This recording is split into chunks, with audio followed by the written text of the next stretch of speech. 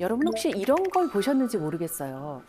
사소한 말 한마디 때문에 엄청난 사건, 사고가 일어나서 뉴스에 나오거나 신문 기사에 나오는 거 보신 적 있나요? 그렇죠. 너무 많이 보죠.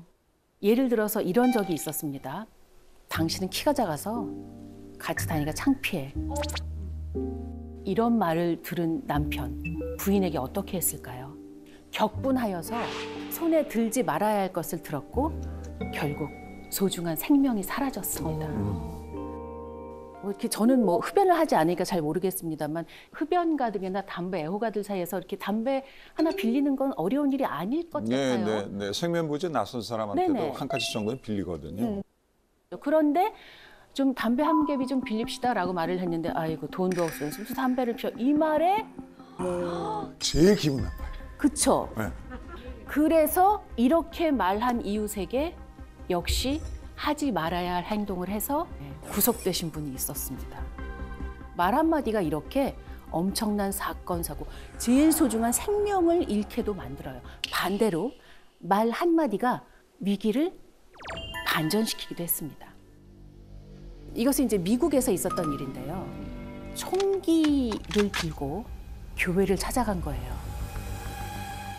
보는 순간 모두가 놀랐고 목사님도 얼마나 놀라셨을까요? 그런데 목사님이 딱 한마디를 하셨는데 그 총기를 들었던 강도가 총기를 내려놓고 회개를 했다고 합니다. 뭐라고 하셨을까요? 일단 영어로 얘기했겠죠. 아, 그럼요. 네. God bless you라고 말한 거 아닐까요? 네. God loves you too, my son. 내 아들아, 신께서는 너를 사랑하신다. 목사님이 이렇게 말씀하신 거예요. Can I help you? 제가 도와드릴 건 없나요? 그 말 한마디에 강도는 총을 내려놓았습니다. 그리고 회개하였죠.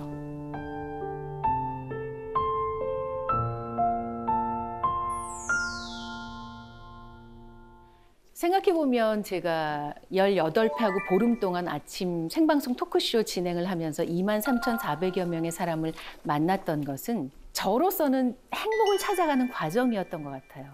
왜냐하면 여러 23,400 가구에서 일어나는 일들을 들었잖아요. 그러면서 이 중에서 어떤 분이 행복한가를 봤잖아요. 그리고 이 중에서 어떤 분이 행복하지 않은가를 들었잖아요.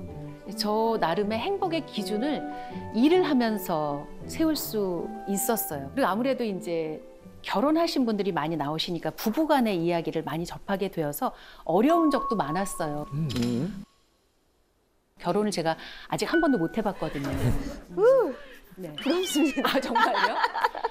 아니, 사실 뭐 이제 초아 씨 외에는 다 기혼이신 걸로 제가 알고 있어서 그런 걸 좀 여쭤보고 싶은데 부부간에 이런 일이 있었어요. 중동에 있는 한 나라에서 실제로 있었던 일이에요. 결혼한 지 3분 만에 이혼을 한 부부가 있었어요.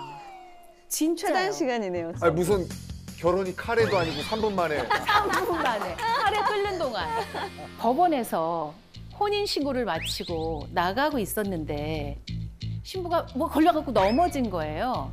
그걸 보고 신랑이 한마디를 했어요. 그 한마디 때문에 신부가 이혼을 결심하고 바로 이혼을 했어요. 그 한마디는 무엇이었을까요? 진짜 만약에 제 입장이었으면 아유 777 못하네. 비슷한 것 같다. 나 바보 아니야. 그 앞에 있는 것도 못 보고 막 정확합니다. 무의식적으로. 멍청해. 멍청한 거랑 무슨 상관이야? 그 말을 듣고 아내는 3분 만에 이혼을 결심하고 이혼을 했습니다. 우리 재우 씨는 부부 사이가 애틋한 걸로 유명하시잖아요.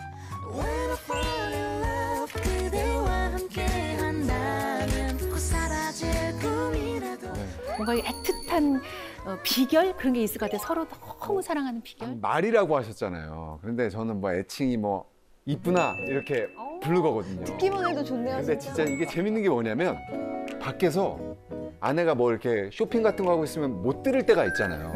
그러면 이쁘나 부르면 주위에 있는 여자분 다섯 분이 약간 5분이가 돌아보거든요. 이렇게. 이분이 5명. 네, 그래서 야 진짜 이렇게 부르면 참 뭔가 부부 관계에 되게 좋을 수도 있겠다라는 생각이 그때 했었고. 네네. 남편이 나에게 이쁘나 불러주면 어떨 것 같아요? 너무 좋을 것 같죠. 그죠? 근데 돈 들었나요? 안 들었어요.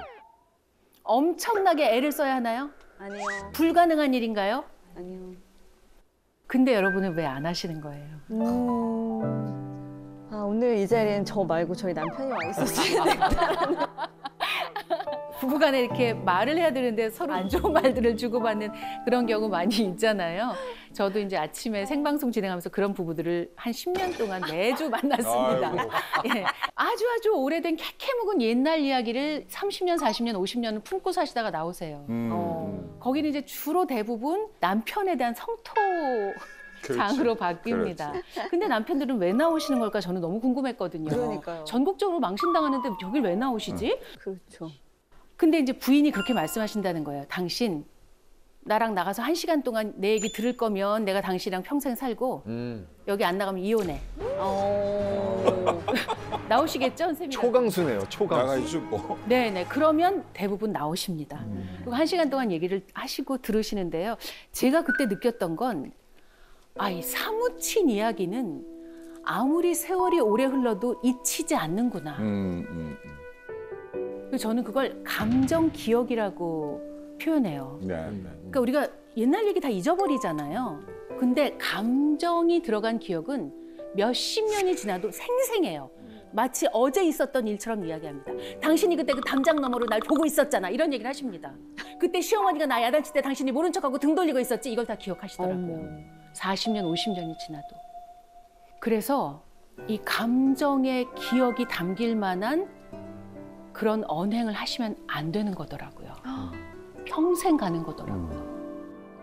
그리고 또 놀라운 건 뭐냐면 그렇게 한번 이야기하면 10년 묵은 체중이 쑥 내려가는 것처럼 가실 때 부인의 표정이 너무 편안해 보입니다. 그리고 남편들께서는 대충 이렇게 나가세요. 그리고 저에게 한마디 하십니다. 결혼해야지. 제가 속으로 그랬어요. 선생님 같은 분 만날까 봐 못하겠어요. 그건 농담이고요. 그래서 사실 가만히 생각해 보면 우리 부부 간에도 우리 모녀 간에도 감정 기억이 있을 수 있어요. 그래서 얘기를 해야 하는데 어떻게 얘기를 해야 하나를 제가 생각을 해봤는데요. 그 감정 기억이 묻어있는 공간을 벗어나셔야 하는 것 같아요. 집에는 상처가 있다. 어떤 건축가가 한 말이에요. 집에선 싸움도 일어나고 누가 아프기도 하고 울기도 하고. 그래서 집에서는 사람들이 솔직하게 이야기를 오히려 못한다는 거예요.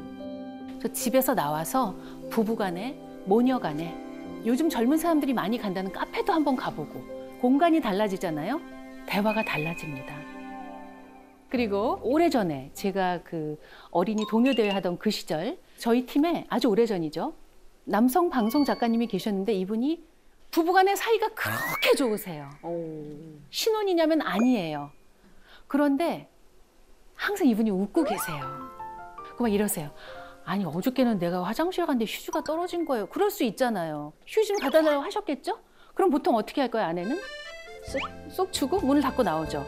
근데 이렇게 휴지를 준 아내가 문을 요만큼 열고 보고 있더래요, 남편을. 그래서 당신 뭐 하는 거냐고 빨리 문 닫았더니 아우 나는 당신을 잠시라도 안 보면 너무 싫어요. 나는 당신을 보는 게 너무 좋아요. 그러더라는 거예요. 결혼한 지 10년이 넘었는데. 그건 기적 아닌가요? 그렇죠. 근데 그런 기적이 어떻게 생겨났느냐면 어느 날은 이분이 회의를 하러 오셨는데 계속 하품을 하시는 거예요. 그래서 작가님 어제 못 주무셨어요? 왜 이렇게 하품을 많이 하세요? 어저께 아내랑 밤새 얘기하느라고 한 잠도 못 잤어요. 이러시는 거예요. 부인하고 얘기하는 게 너무 재밌어서 한 잠도 못 부럽죠. 부부간에도 가장 중요한 게 대화. 그래서 요즘 젊은 사람들, MZ세대들에게 이상형을 물어보면 대부분 이렇게 말합니다. 뭐라고 말할까요? 말이 잘 통하는 사람? 네, 그렇게 말하지 않고 티키타카가 되는 사람이에요. 이렇게 말을 합니다. 재벌집 막내 아들 막 이런 드라마 엄청 너무 재밌어요. 그죠? 너무 재밌었죠? 네. 실제로 재벌가에서 비서로 일했던 사람에게 들은 말입니다. 그 비서가 하는 중요한 업무 중에 하나가 설 연휴를 앞두고 회장님은 어느 나라로 여행을 갈지 사모님은 어느 나라로 여행을 갈지 큰아들네 작은아들네는 어디로 갈지를 서로 겹치지 않게 정리하는 거래요. 저는 정말 그분들이 아무리 돈이 많아도 정말 행복할까? 그런 얘기를 듣고 제가 진행했던 아침 프로그램에 나왔던 가족을 보게 되었어요. 쌀집하고 슈퍼를 하는 집이에요. 근데 가족 노래자랑에 온 가족이 나왔어요. 인터뷰를 하는데 깔깔깔깔깔 웃음이 끊이질 않아요. 그래서 아니 어떻게 이렇게 가족이 사이가 좋으세요? 했더니 아우 저희는 뭐 이런 고스톱을 쳐요. 이런 얘기를 하시는 거예요. 며느님이. 아 진짜요? 아니 그러면 이렇게 어머니 아버지랑 이렇게 아유 뭐 어려워요. 아버지 지금 똥 먹어 똥 요거 먹어야 돼. 이런 얘기도 해요. 저희는 후수도도요. 이런 얘기 하시더라고요. 정말 웃음이 끊이지 않는지 대화가 끊이지 않는지 저는 이들이 훨씬 행복해 보이더라고요. 네. 그래서 행복의 기준은 뭘까? 돈? 아닌 것 같아요. 대화인 것 같아요. 반대로 대화를 잘 못하는 사람은 저는 이렇다고 생각해요. 상대의 마음과는 관계없이 내가 그냥 고백을 하는 사람. 일방통행인 거죠. 그 고백을 들었을 때 상대가 얼마나 당황하거나 곤란할지, 반대로 얼마나 행복할지 이런 건 감안하지 않고 내가 저 사람을 좋아하니까 말해야지. 가서 무조건 말을 하면 상대가 얼마나 당황스럽고 그리고 사무실에서 사람들 다 있는 데서 만약에 고백을 한다고 생각해 보세요. 고백은 그렇게 하면 안 된다고 생각하시면서 왜 대화는 그렇게 하시죠? 그 사람의 마음이 어떨지, 그 사람이 이걸 받아들일 수 있을지, 남들이 보는 걸 싫어하진 않을지 왜 생각을 하지 않으시나요? 저는 고백과 대화가 다르지 않다고 생각을 해요.